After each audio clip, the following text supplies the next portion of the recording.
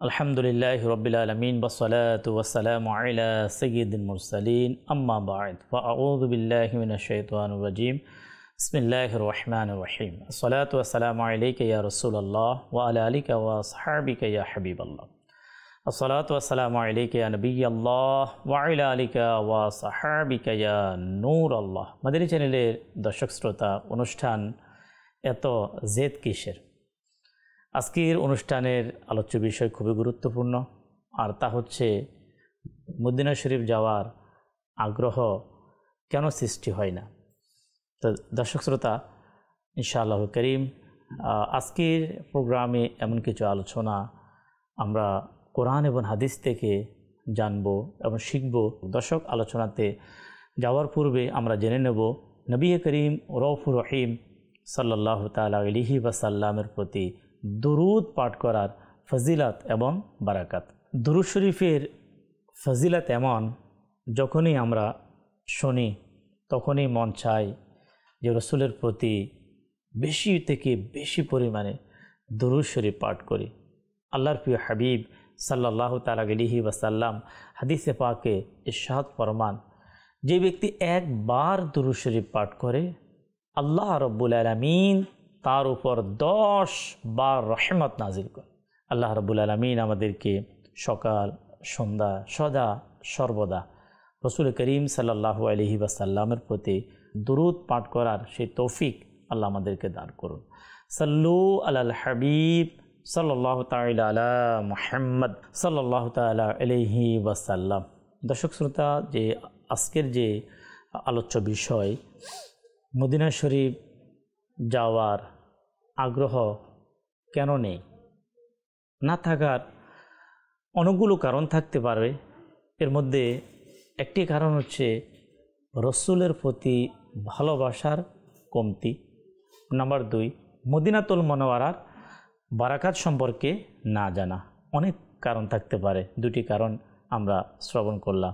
ইনশাআল্লাহ করিম আজকে বিশেষ করে ওই 2টি কারণ আমরা শ্রবণ করব, যে নবী করিম সাল্লাল্লাহু আলাইহি ওয়াসাল্লামের ভালোবাসার টানে আমরা কিভাবে মদিনায় যাওয়ার আগ্রহ আমাদের মাঝে যাতে সৃষ্টি হয়, এবং ওই সকল আয়াতে মোবারকা এবং ওই সকল হাদিসে মোবারকা যার মাধ্যমে এক মুসলমান নবীর উম্মত মদিনা শরীফ যাওয়ার সে ফজিলত তার মধ্যে চলে আসে, সে ফজিলত পাওয়ার আশায় মদিনা যাওয়ার আগ্রহ সৃষ্টি হয়। আল্লাহ তাবারক ওয়া তাআলার প্রিয় হাবিব সাল্লাল্লাহু তাআলা আলাইহি ওয়াসাল্লামের নূরানি দরবারে মদিনা শরীফের হাজির উপস্থিতির কথা কি বলবো, যে ওই ব্যক্তি বড়ই সৌভাগ্যবান।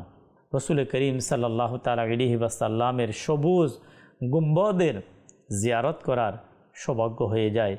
নবী করিম সাল্লাল্লাহু তাআলা আলাইহি ওয়াসাল্লামের সোনালি জালির পাশে গিয়ে আসসালাতু ওয়াসসালামু আলাইকা ইয়া রাসূলুল্লাহ, আসসালাতু ওয়াসসালামু আলাইকা ইয়া হাবিবাল্লাহ বলে নবীকে সালাম দেওয়ার সৌভাগ্য হয়ে যায়। প্রিয় ইসলামী ভাইয়েরা, ওই দিন যদি আসতো, আমরা গুনাহগারদেরও সেই মদিনাতুল মুনাওয়ারা থেকে যদি ডাক চলে আসতো, আমাদেরও মদিনায় যাওয়ার সৌভাগ্য হয়ে যেত।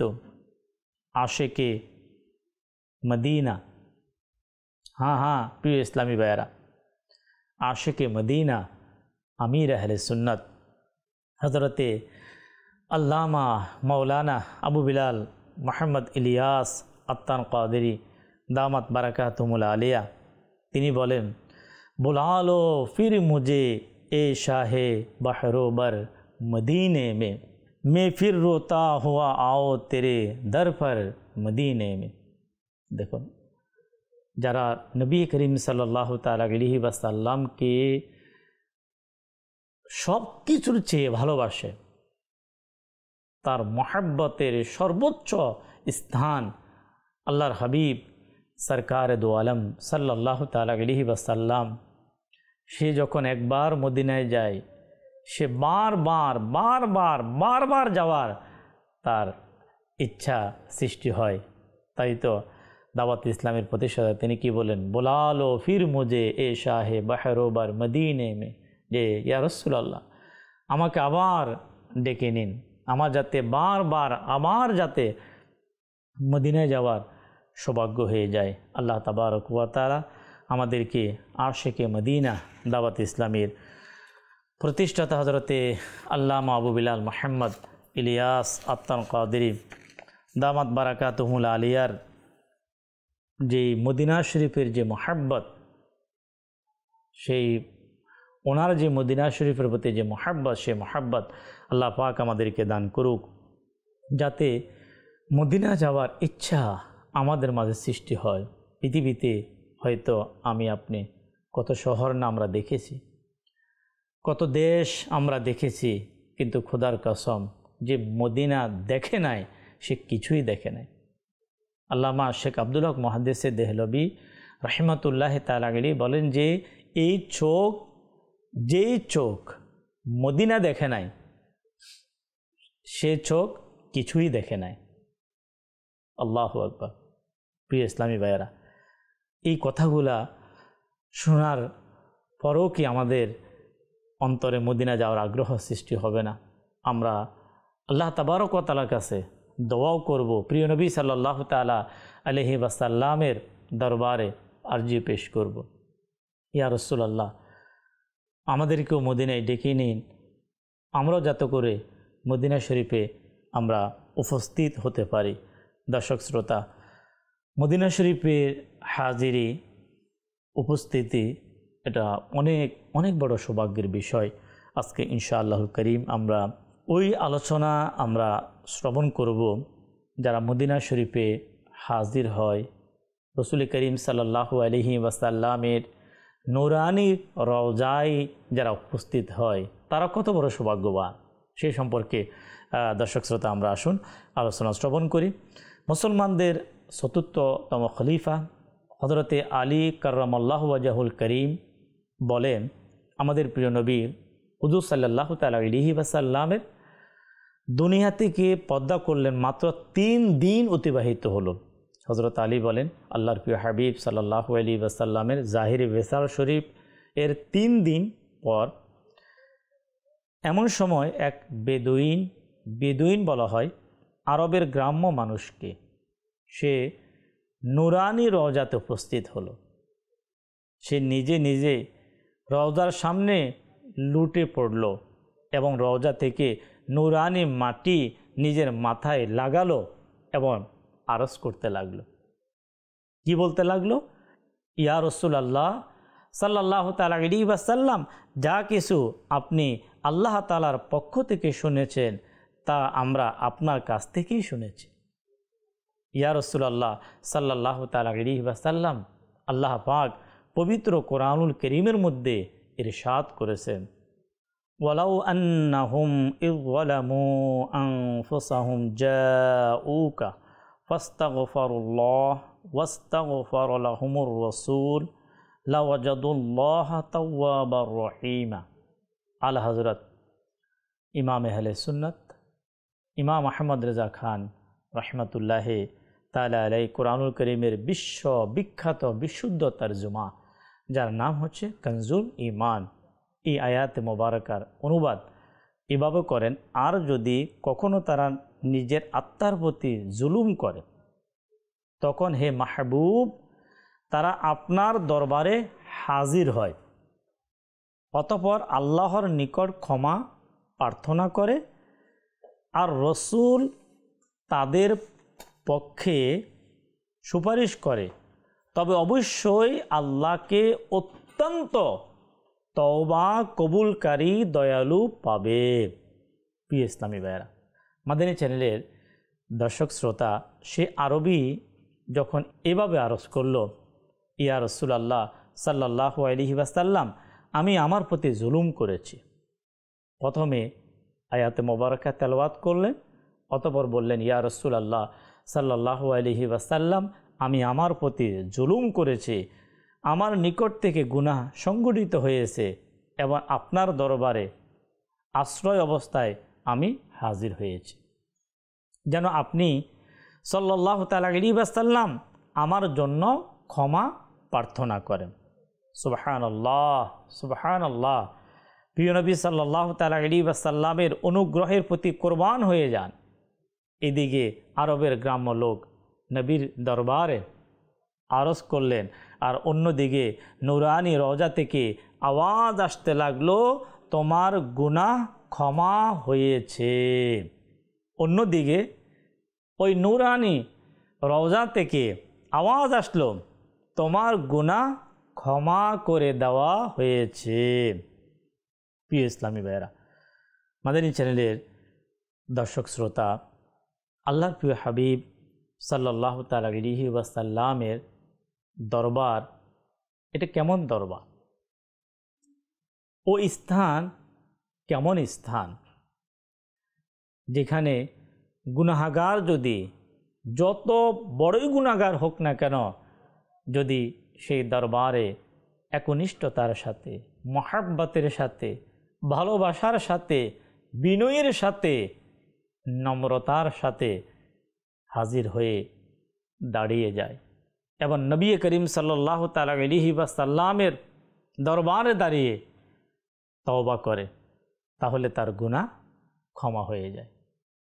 এটা আল্লাহ তাবারক ওয়া তাআলার পক্ষ থেকে এটা বান্দার জন্য অনেক অনেক বড় দয়া, যে দয়ালু নবী রাহমাতুল লিল আলামিনের উম্মত হওয়ার আল্লাহ আমাদেরকে তৌফিক দিয়েছেন। যে নবীর ওসিলায় আল্লাহ তাবারক ওয়া তাআলা নবীর গুনাহগার উম্মতকে আল্লাহ তাবারক ওয়া তাআলা ক্ষমা করে দেন। প্রিয় ইসলামী ভাইয়েরা, এরূপ আরও একটি বর্ণনা আল্লামা ইমাম জাওজি রহমতুল্লাহে তাআলা আলাইহি হাফিজুল হাদিস, যুগের এক শ্রেষ্ঠ এক মুহাদ্দিস যিনি ছিলেন, হাফিজুল হাদিস ছিলেন, ইমাম ইবনে জাওজি রহমতুল্লাহ তাআলা আলাইহি উয়ুনুল হেকায়ত কিতাবের মধ্যে এভাবে উল্লেখ করেন। হযরতে মুহাম্মদ বিন হারব হিলালি রহমতুল্লাহ তাআলা আলাইহি ঘটনা বর্ণনা করেন। একবার আমি নবী করিম সাল্লাল্লাহু তাআলা আলাইহি ওয়াসাল্লামের দরবার উপস্থিত ছিলাম। আমি দেখলাম এক আরবি গ্রাম্য লোক এসে উপস্থিত হলেন, আর নবী করিম সাল্লাল্লাহু তাআলা আলাইহি ওয়াসাল্লামের নিকট অসহায় অবস্থায় এভাবে ফরিয়াদ করলেন। কীভাবে ফরিয়াদ করলেন? ইয়া রাসূলুল্লাহ সাল্লাল্লাহু তাআলা আলাইহি ওয়াসাল্লাম, আল্লাহ পাক আপনার প্রতি যে সত্য কিতাব অবতীর্ণ করেছে, সেই কোরআনে পাকে আল্লাহ পাক ইরশাদ করেছে, ওই আয়াতে মোবারকা সূরা নিসার ৬৪ নম্বর আয়াতে মোবারকা, সেই বলতে লাগলো, আর যদি কখনো তারা নিজের আত্মার প্রতি জুলুম করে, তখন হে মাহবুব তারা আপনার দরবারে হাজির হয়, অতঃপর আল্লাহর নিকট ক্ষমা প্রার্থনা করে, আর রসুল তাদের পক্ষে সুপারিশ করে, তবে অবশ্যই আল্লাহকে অত্যন্ত তওবা কবুলকারী দয়ালু পাবে। সে বেদুইন এই আয়াতে মোবারকা পাঠ করার পরে এভাবে আরজ করলে, আমার মনিব, হে আকা সাল্লাল্লাহু আলাইহি ওয়াসাল্লাম, আমি আমার গুনাহের জন্য আপনার উচ্চ দরবারে আমি উপস্থিত হয়েছি। আমি গুনাহগার, আমার গুনাহের মাগফিরাতের জন্য আমি আপনার উচ্চ দরবারে উপস্থিত হয়েছি। আপনি সাল্লাল্লাহু আলাইহি ওয়াসাল্লামকে আল্লাহ পাকের দরবারে আমার শাফাআতের মাধ্যম বানাচ্ছে। এটা বলার পর সে আশিক রসুল, নবীর প্রেমিক, সে আরবের গ্রাম্য আরবি, তার জবান থেকে কিছু শব্দ বের হলো, আরবি শব্দ, এর বাংলা অনুবাদ ব্যাখ্যা আমরা ইনশাআল্লাহুল করিম শ্রবণ করব। কতটুকু ভালোবাসা থাকলে একজন ব্যক্তি রসুল এর সম্পর্কে এমন শব্দ চয়ন করেন। আসুন শুনুন সেই আরবের আশিক রসুল, নবীর প্রেমিকের জবান থেকে। তিনি বলেন, এটা সে উৎকৃষ্ট সত্তা যার মোবারক শরীর এবং এই জমিনে দাফন করা হলো, তার শ্রেষ্ঠত্ব এবং পবিত্রতা দ্বারা ময়দান ও পর্বত সুগন্ধ হয়ে গেল। আমার প্রাণ উৎসর্গ হোক এই নুরানি রওজার প্রতি, যেটাতে আমার প্রিয় নবী সাল্লাল্লাহু আলাইহি ওয়াসাল্লাম আরাম করছেন, যাতে রয়েছে বিশুদ্ধ প্রশান্তি, উদারতা ও ক্ষমার অটল ভাণ্ডার। সে আশিক রসুল অনেকক্ষণ কান্না করলেন। এই শব্দগুলো চয়ন করার পরে অনেকক্ষণ কান্না করতে করতে এইসব কাব্যগুলো পুনরাবৃত্তি করতে লাগলেন, বারবার পড়তে লাগলেন। অতঃপর তার গুনাহের ক্ষমা প্রার্থনা চাইতে লাগলেন, অশ্রু প্রবাহিত করে বিদায় নিলেন। সেখান থেকে কান্না অবস্থায় বিদায় নিলেন। ওই বুজুর্গ হযরতে মুহাম্মদ বিন হারব হিলালি রহমতুল্লাহ তাআলা আলাইহি বলেন, যখন আমি শয়ন করলাম, ঘুমিয়ে গেলাম, তখন স্বপ্নে দেখলাম নবী করিম সাল্লাল্লাহু তাআলা আলাইহি ওয়াসাল্লামের জিয়ারত দ্বারা আমি ধন্য হলাম। ওই বুজুর্গ রহমতুল্লাহ তাআলা আলাইহি বলেন যে আমি যখন আল্লাহর প্রিয় হাবিব সাল্লাল্লাহু আলাইহি ওয়াসাল্লামের জিয়ারত দ্বারা ধন্য হলাম, তখন নবী করিম সাল্লাল্লাহু তাআলা আলাইহি ওয়াসাল্লাম আমাকে বললেন, এই বেদুইনের সাথে গিয়ে সাক্ষাৎ করো, এ গ্রাম্য আরবির সাথে সাক্ষাৎ করো আর তাকে সুসংবাদ শুনিয়ে দাও যে আল্লাহ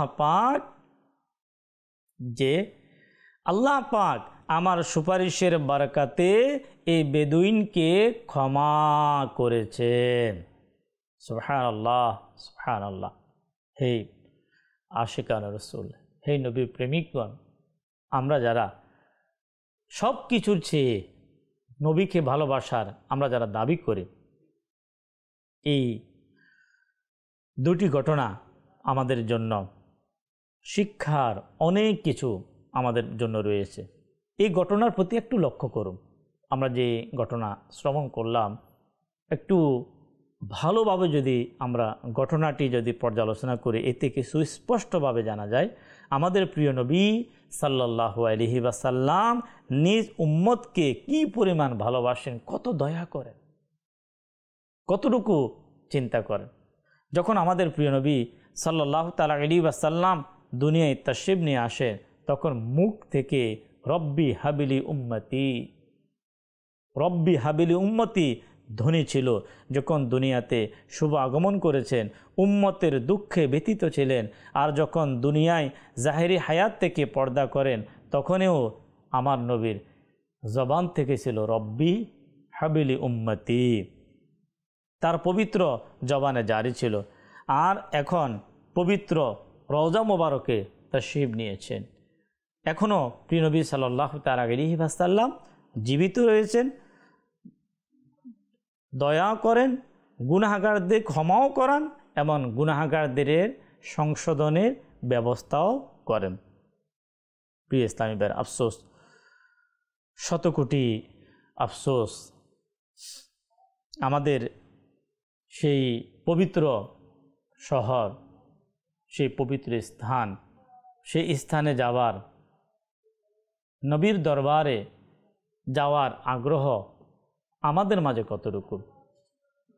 আমি কতটুকু চেষ্টা করলাম, আমি আপনি আল্লাহ পাকের দরবারে কতবার প্রার্থনা করলাম, অথবা অজু করে পবিত্র হয়ে সুগন্ধি লাগিয়ে দুরূদ শরীফ পাঠ করে প্রিয় নবীর দরবারে কতবার আমি আপনি আরজি করলাম, ফরিয়াদ করলাম, জি ইয়া রাসূলুল্লাহ, ইয়া হাবিব আল্লাহ, আমারও ইচ্ছা আমিও মদিনায় যাব।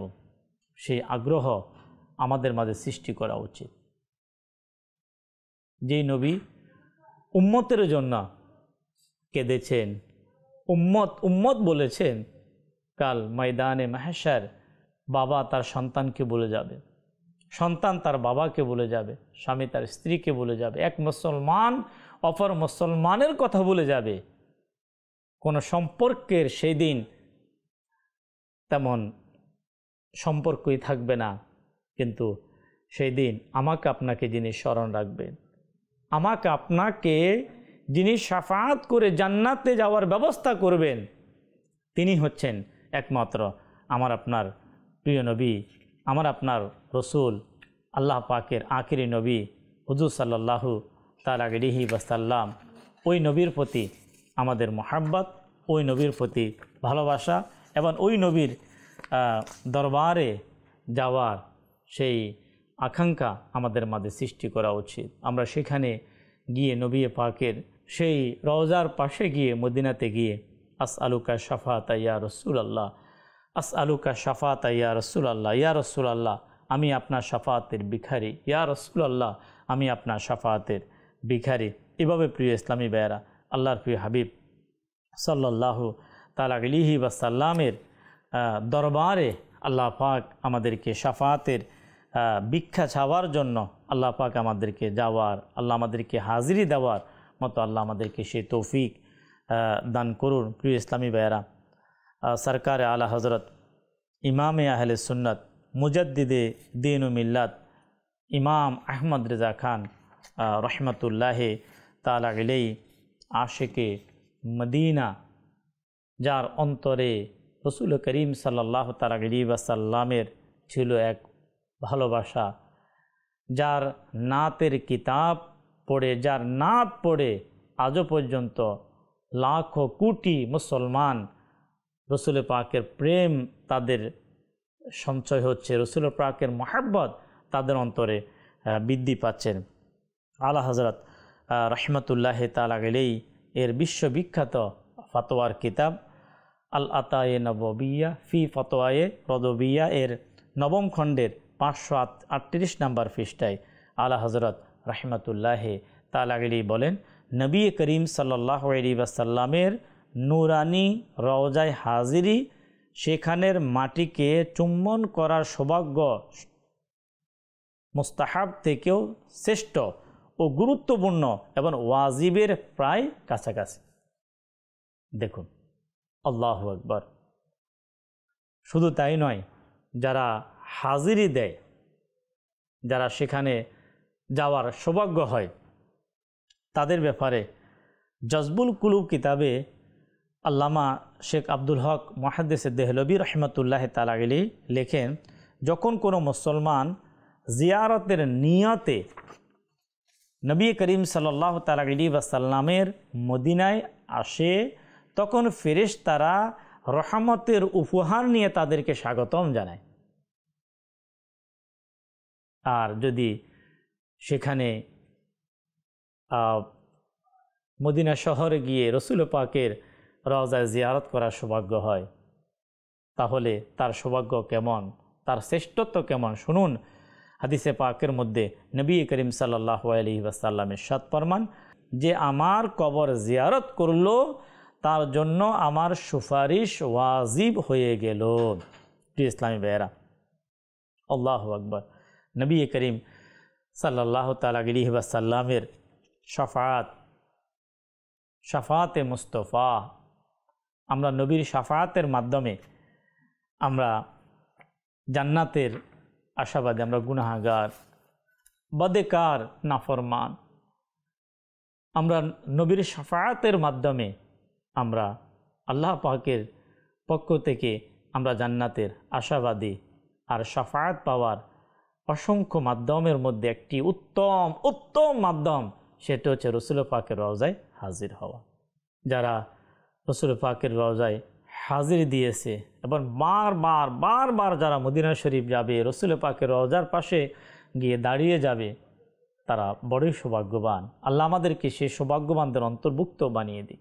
যে কোনো মাধ্যম হোক, যেইভাবে হোক, আমরা আল্লাহর কাছে বেশি পরিমাণে দোয়া করব, যাতে আল্লাহ পাক আমাদেরকে কাবার জিয়ারত এবং মদিনার হাজিরি যাতে আল্লাহ তাবারক ওয়া তাআলা আমাদেরকে নসিব করে দেয়। এই আগ্রহ সৃষ্টি করার জন্য কিছু কাজ করা দরকার, ওই সকল ব্যক্তিদের সাথে থাকা দরকার, ওই সকল ব্যক্তিদের সংস্পর্শে আসা দরকার যাদের অন্তরে রসুল পাকের মহব্বত, মদিনায় যাওয়ার মহব্বত, মদিনার ভালোবাসা যাদের অন্তরে, আপনি তাদের সাথে যখন থাকবেন, তাদের সাথে যখন আপনি চলবেন, ইনশাআল্লাহ ওই দিন বেশি দূরে নয়, আপনার মন বলবে আমি মদিনা যাব, আমি রসুল পাকের রওজার পাশে যাব, আমি সেখানে গিয়ে আমি নবীকে সালাম দেব।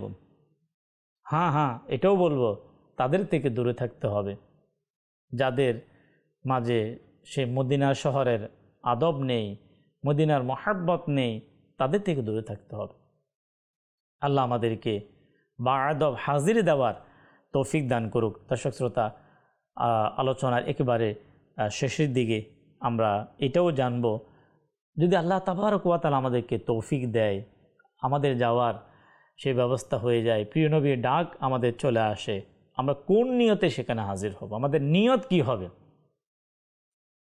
নিয়ত কি হবে এটা আমাদেরকে অবশ্যই জানতে হবে। ওটা আমাদেরকে জানতে হবে, না হয় আমাদের যেটা পাওয়ার আমরা সেটা পাবো না। আসুন আমরা সেটা আমরা শ্রবণ করি।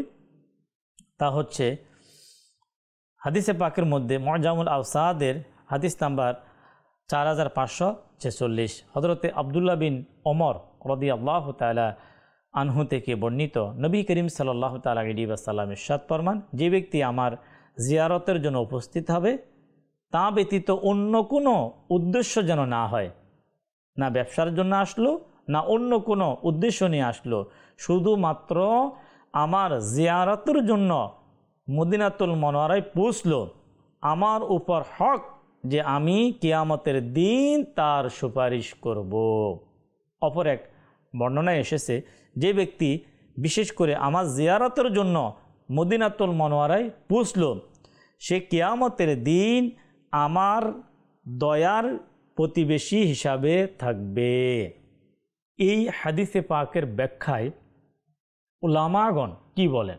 এই হাদিসে পাকের পরিপূর্ণ আমল তখনই হবে যে বান্দা মসজিদে নববীরও নিয়ত করবে না, বরং বান্দার উচিত যখন মদিনার দিকে সফর আরম্ভ করবে তখন শুধুমাত্র নুরানি রওজার জিয়ারতের নিয়ত করবে। মসজিদে নববী শরীফে নামাজ পড়ার সৌভাগ্য তো সাধারণত পাওয়া যাবে, মসজিদের কুবাতে নামাজ আদায় করার উমরারও সৌভাগ্য হয়ে যাবে, কিন্তু এই নিয়ত কেবল একটাই থাকবে যে আমি মদিনাতুল মুনাওয়ারাতে রসুল পাক সাল্লাল্লাহু তাআলা আলাইহি ওয়াসাল্লামের রওজার জিয়ারত করব। প্রিয় ইসলামী ভাইয়েরা, মাদানী চ্যানেলের দর্শক শ্রোতা, আসুন মদিনা শরীফ যে ব্যক্তি হাজির হয় তার একটি ফজিলত আমরা শ্রবণ করি। ইনশাআল্লাহ করিম আমাদের মদিনা যাওয়ার আগ্রহ এমনভাবে মদিনা যাওয়ার আগ্রহ সৃষ্টি হবে, আপনার মন চাইবে যে আমি খুব দ্রুত মদিনায় পৌঁছে যাই। হাদিসে পাকের মধ্যে এসেছে, হযরত আব্দুল্লাহ বিন মাসউদ রাদিয়াল্লাহু তাআলা থেকে বর্ণিত, আল্লাহ পাকের শেষ নবী হুজুর সাল্লাল্লাহু আলাইহি ওয়াসাল্লামের ইরশাদ ফরমান, যে ব্যক্তি হজ করলো ও আমার কবর জিয়ারত করলো এবং সেই জিহাদে অংশগ্রহণ করলো ও বাইতুল মুকাদ্দাসে অবস্থান করে আমার প্রতি দুরূদ শরীফ পাঠ করবে, তাকে কিয়ামতের দিন ফরজ সম্পর্কে প্রশ্ন করা হবে না। আল্লাহু আকবার। প্রিয় ইসলামী ভাইয়েরা, সময়ের স্বল্পতার কারণে আর আলোচনার দিকে যেতে পারছি না। আমরা যতটুকুই আজকের প্রোগ্রামে আমরা শুনলাম, আল্লাহ আমাদেরকে স্মরণ রেখে আমল করার সে মন মানসিকতা মহান আল্লাহ তাআলা আমাদেরকে তৌফিক দিক। আল্লাহ ওই সকল ব্যক্তিদেরকে বোঝার তৌফিক দিক যাদের মদিনা যাওয়ার কোনো ফিলিংস, তাকে হজ করতে হবে, মদিনা যেতে হবে, রসুলের সবুজ গম্বদে জিয়ারত করবে, মদিনার অলিতে গলিতে যাবে, সে মন মানসিকতা এখনও পর্যন্ত যাদের মাঝে নেই, আল্লাহ পাকের কাছে দোয়া করে আল্লাহ যাতে করে প্রত্যেক মুসলমানকে মক্কাতুল মুকাররমা এবং বিশেষ করে প্রিয় নবীর দরবার মদিনাতে যাওয়ার সে মন মানসিকতা দান করেন। আমিন বিজাহিন নবীল আমিন সাল্লাল্লাহু তাআলা আলাইহি ওয়াসাল্লাম। সাল্লু আলাল হাবিব সাল্লাল্লাহু তাআলা আলা মুহাম্মদ সাল্লাল্লাহু আলাইহি ওয়াসাল্লাম।